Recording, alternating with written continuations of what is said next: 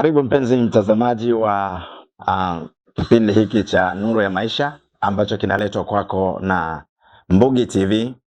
Na leo katika kipindi chetu tutakuwa tunaendelea na mada ambayo tulianza kipindi kilichopita, ambayo ilikuwa inazungumzia kuhusiana na malezi, jinsi ambavyo jamii inavyoweza kushirikiana kuleta kizazi katika maadili. Na leo katika kipindi chetu tunapokuwa tunaendelea na mada hii, tutakuwa tunaangalia vizuri kwa undani kuhusiana na adhabu katika malezi. Adhabu katika malezi. Wako watu wa udhana ambayo imejengeka katika jamii yetu kwamba mtoto anapokuwa anakuwa anatakiwa ahurumiwe na alelewe vizuri, lakini malezi yake wakati fulani mtoto anapokuwa anakuwa anahitaji vyote viende sambamba. Ajue kibaya, ajue kizuri. Na ajue kizuri kinafanyikaje, na ajue kibaya akifanya kinakuwa kinafanyikaje. Na inapokosekana adhabu kwa mtoto katika maisha yake au katika safari yake ya kukua, hasa pale anapokosea, huyu mtoto manake ni kwamba makuzi yake yatakuwa upande, yatakuwa hajaenda sawasawa. Mizani katika makuzi yake itakuwa haja balance. Kwa hiyo sisi kama jamii tunapokuwa tunawalea watoto hawa, ni lazima tujue kwamba watastahili adhabu pale wanapokuwa wanakosea. Kuna nchi nyingine ambazo zenyewe zinakataa kabisa adhabu kwa mtoto, na ndio maana unakuta hizo nchi ni chanzo kikubwa sana cha mmomonyoko wa maadili. Na tunapozungumzia kuhusiana na mmomonyoko wa maadili katika jamii yetu, tunapoangalia chanzo cha huo mmomonyoko wa maadili, tunakuja kugundua kwamba zilikosekana adhabu wakati fulani kwa hawa watu ambao leo tunawaona hawana maadili, na tuliwaacha tukadhani kwamba kuwaacha vile ni huruma, kuwaacha vile ni kuwapenda, lakini ukweli ni kwamba hatukuwapenda, isipokuwa tumewatengenezea uharibifu ambao tunauona leo na tumechelewa kuupatia tiba. Kwa hiyo niko hapa ili niweze kuzungumza na wewe kama mwanajamii mwenzangu au kama mzazi, ili tuweze kujua hasa nini ambacho tunaweza tukakifanya katika safari yetu ya kuwalea watoto wetu, na hasa tunapozungumzia hiki kipengele cha adhabu katika malezi. Adhabu ni nini? Kiingereza wanasema punishment. Hii ni kitu ambacho kinamfanya mtu abadilike kutoka kwenye mwelekeo fulani aliyokuwa nao arudi kwenye mwelekeo mwingine mzuri zaidi. Na tunaposema adhabu, manake ni kwamba tunazungumzia juu ya kitu ambacho mtoto amekosea katika kukifanya au mtoto amekosea katika kukisema. Na ziko aina mbalimbali za adhabu, na katika kipengele hiki nitazungumzia aina mbili za adhabu. Adhabu ya kwanza ni adhabu ya maneno. Kumwadhibu mtoto anapokuwa amekosea kwa maneno, yani kumkaripia, kumuonya kwa maneno au kumkemea. Hizo ni aina za adhabu. Lakini adhabu ya aina ya pili ni ile adhabu ya kumwadhibu kabisa kwa fimbo, kwamba amekosea, kama vile tulivyokuwa tukiwa shuleni. Ukikosea, ukichelewa shule, mwalimu anakuadhibu. Lengo la mwalimu kukuadhibu ni kwamba ili kesho uwahi. Maana kunakuwa kuna utaratibu ambao unatakiwa kuufuata kama mwanafunzi, lakini umeshindwa kuufuata. Sasa unaposhindwa kufuata utaratibu ule, ndio sasa inakuja adhabu. Wakati mwingine unapewa adhabu ya kuchimba visiki, wakati mwingine unapewa adhabu ya kufagia uwanja mzima, wakati mwingine unapewa adhabu ya kuchapwa viboko. Na hizo adhabu, hizo punishment zimeenda mpaka nje, na ndio maana hata leo kuna magereza, leo kuna lockups mbalimbali ambazo wanawekwa watu ambao wanakuwa wamekosea. Hizo ni adhabu. Lengo la hizo adhabu ni kuwarudisha hao watu kwenye maadili, kuwarudisha watu kwenye utaratibu wa maisha unaotakiwa. Kama ambavyo tuliona kwamba kulea ni kumtengeneza mtu aweze kuwa vile anavyotakiwa kuwa. Kwa hiyo adhabu hizi zinasaidia sana kumleta mtu au kumrudisha mtu kwenye maadili na kwenye misingi ya maisha yanayokubalika. Kwa hiyo adhabu sio kitu cha kuchukia, na adhabu sio kitu cha kumnyima mtoto anapokuwa amekosea. Katika malezi, ukimnyima mtoto adhabu akiwa amekosea, manake wewe mzazi, huyo mtoto unakuwa hujamhurumia, ila unakuwa umetengeneza tatizo ambalo litakuja kukusumbua wewe mwenyewe mwanzo, lakini pia litakwenda kusumbua na jamii nyingine, kwa sababu huyo mtoto hataishi na wewe milele. Kuna wakati mtoto ataondoka, ataenda atakutana na wenzake shuleni, ataondoka atakwenda kukutana na jamii nyingine katika kazi anazofanya. Kwa hiyo kama wewe mzazi haujamshape huyo mtoto akiwa kwenye mikono yako, tegemea kwamba utakuwa umepeleka picha yako na sura yako kwa watu ambao watakwenda kukutana na huyo mtoto katika safari yake ya maisha. Kwa hiyo ni lazima tujue kwamba mtoto katika safari yake ya malezi, katika safari yake ya kukua, vitu viwili ni muhimu sana atavijua, kizuri na kibaya. Na kile kibaya anapokuwa anakijua au anapokuwa amekifanya, ni lazima aonywe mapema ili asije kuendelea na kuona huo ndio utaratibu wa maisha. Kwa mfano, unaweza kuwa na watoto nyumbani, lakini huyu mtoto kwa namna ambavyo umemlea, hujamlea vizuri.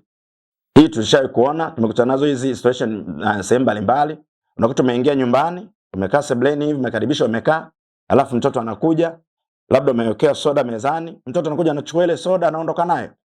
Sasa kama mzazi hujaona lile kwamba ni tatizo, unaweza ukamwacha tu mtoto yule na mtoto ukimwacha anaona hiyo ni kawaida tu. Kwa hiyo kila wanapokuja wageni pale nyumbani, mtoto atakuwa anafanya vituko vya namna hiyo.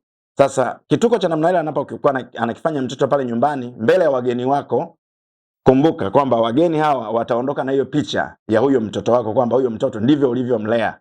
Kwa hiyo hilo ni jambo ambalo mzazi inabidi uwe makini kuhakikisha kwamba mtoto anarekebishwa, ili kusudi asikuaibishe mbele za rafiki zako au mbele za wageni wako. Mtoto kama huyu anatakiwa aonywe, lakini kama ataendelea na tabia hizo, anatakiwa apate adhabu kabisa, ili kusudi aone hilo jambo hatakiwi kulirudia au hatakiwi kulifanya.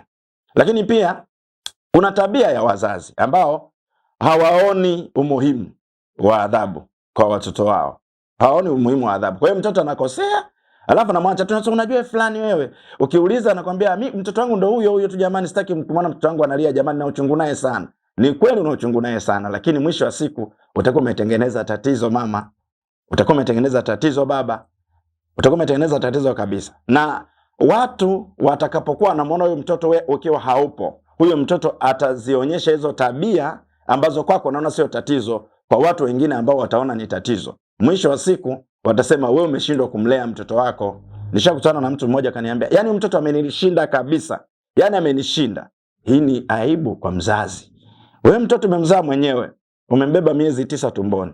Alafu leo anakuja kukushinda. Kwa sababu gani? Ni kwamba umeshindwa kuchukua nafasi, umeshindwa kumwadhibu pale anapokuwa anakosea, na ameona hiyo ndo utaratibu wa maisha. Ndio maana anaendelea nao, ameendelea, amekuwa, mwisho wa siku amekuwa hivyo unavyosema, amekushinda. Lakini kiukweli mtoto ambaye umemzaa huwezi kusema eti umemshinda. Hakuna kitu cha namna hiyo. Ni kwa sababu tumeshindwa kujua umuhimu wa adhabu katika safari ya makuzi ya mtoto wako. Ndio maana mtoto wako amefikia hapo alipo. Lakini sio hilo tu. Kuna kauli fulani za watoto, kuna vitendo, lakini pia kuna kauli fulani za watoto. Unaweza kuta mtoto ana kauli fulani ambazo pengine amesikia kutoka kwa mzazi, au amesikia kwa watoto wenzake, au amesikia kwa majirani, au amesikia kwenye jamii. Mzazi ni muhimu sana ukawa unamfuatilia vizuri mtoto wako. Nini anachoongea, nini anachofanya akiwa pamoja na watoto wenzake na akiwa peke yake.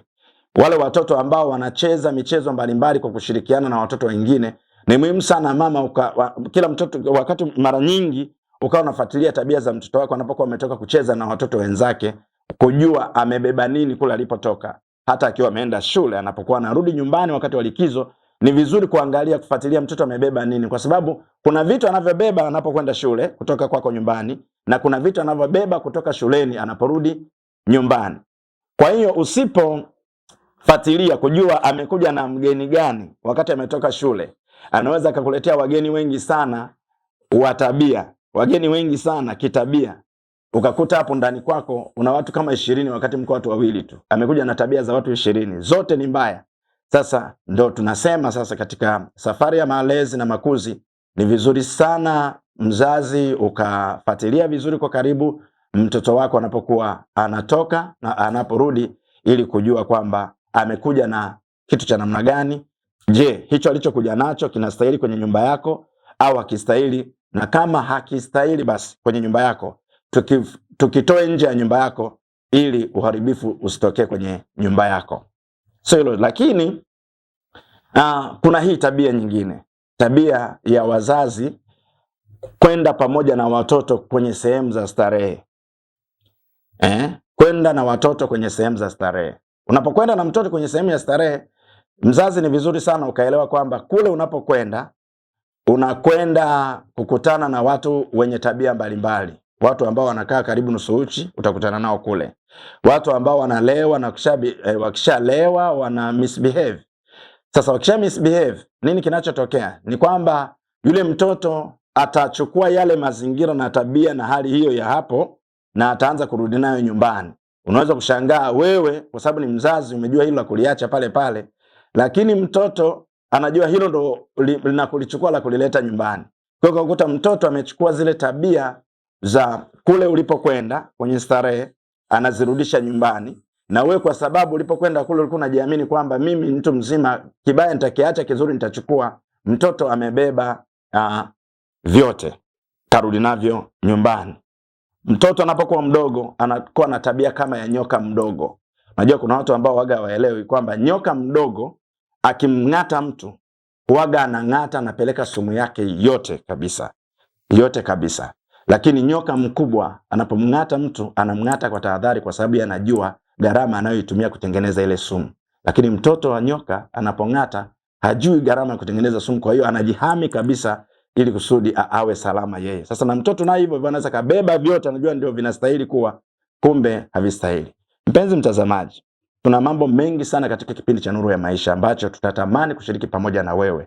Naomba usitoke kwenye kamera yako, na tutaendelea na vipindi vingine, kwa sababu kwa wakati huu napenda niseme nimefika si mwisho wa kipindi hiki, lakini nataka turuhusu vipindi vingine, lakini kipindi hiki kina muendelezo wake. Tutakuja kuzungumzia sasa kwa undani juu ya umuhimu wa nafasi ya msichana wa kazi wa nyumbani katika malezi ya mtoto. Tuone naye kazi yake, umuhimu wake ni upi, anatakiwa kufanya nini, ili unapokuwa umemwachia watoto wako nyumbani ujue umeacha mikono salama au sio mikono salama.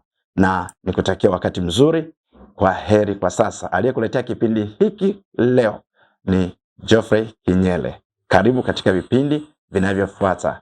Hii ni Mbugi TV. This is Mbugi TV. Habari, kazi na sala.